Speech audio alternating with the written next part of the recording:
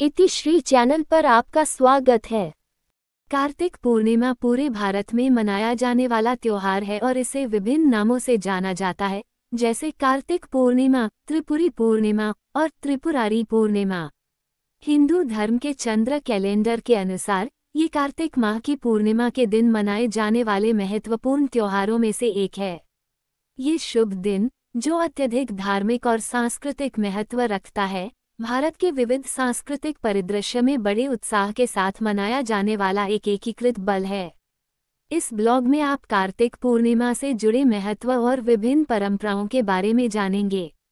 कार्तिक पूर्णिमा 2024 कब है? कार्तिक पूर्णिमा की तिथि हर साल चंद्र कैलेंडर के आधार पर बदलती रहती है। 2024 में भारत में कार्तिक पूर्णिमा 15 नवंबर 2024 को मनाई जाएगी। ये दिन कार्तिक महीने की पूर्णिमा को चिन्हित करता है, जो हिंदू कैलेंडर में 8वां महीना है। कार्तिक पूर्णिमा महत्व। कार्तिक पूर्णिमा, जिसे त्रिपुरी पूर्णिमा या त्रिपुरारी पूर्णिमा के नाम से भी जाना जाता है, राक्षस त्रिपुरासुर पर भगवान शिव की जीत के सम्मान में मनाई जाती है। हिंदू पौराणिक कथाओं के अनुसार भगवान शिव ने एक ही बाण से राक्षस के 3 शहरों को नष्ट कर दिया था, जो बुराई पर अच्छाई की जीत का प्रतीक है।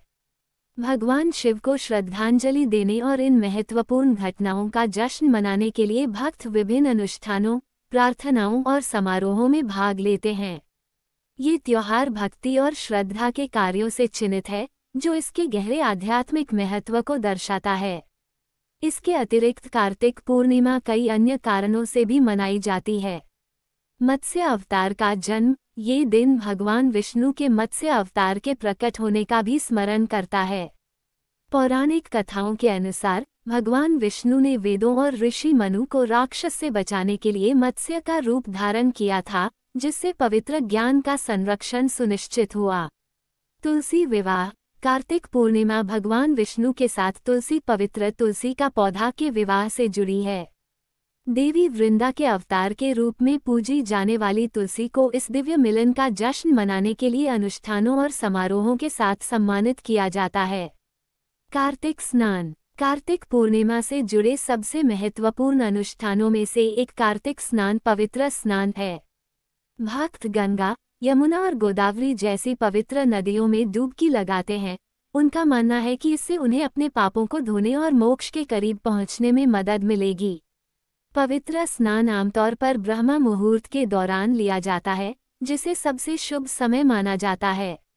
रोशनी का त्योहार। देव दीपावली। उत्तर प्रदेश के वाराणसी और भारत के कुछ हिस्सों में कार्तिक पूर्णिमा को देव दीपावली के रूप में मनाया जाता है, जिसे देवताओं की दिवाली भी कहा जाता है। इस दिन पूरा शहर रोशनी से सज जाता है। गंगा नदी के घाटों को हजारों मिट्टी के दियों से रोशन किया जाता है, जो एक मनमोहक दृश्य प्रस्तुत करता है।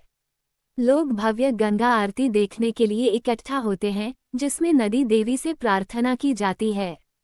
फिर भक्त नदी की भी पूजा करते हैं और ईश्वर से आशीर्वाद पाने के लिए विभिन्न अनुष्ठान करते हैं।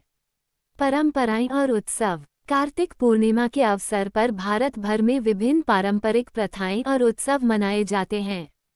दीपक जलाना। भक्तगण अंधेरे को दूर करने तथा समृद्धि और खुशहाली को आमंत्रित करने के लिए अपने घरों और मंदिरों में दीपक जलाते हैं।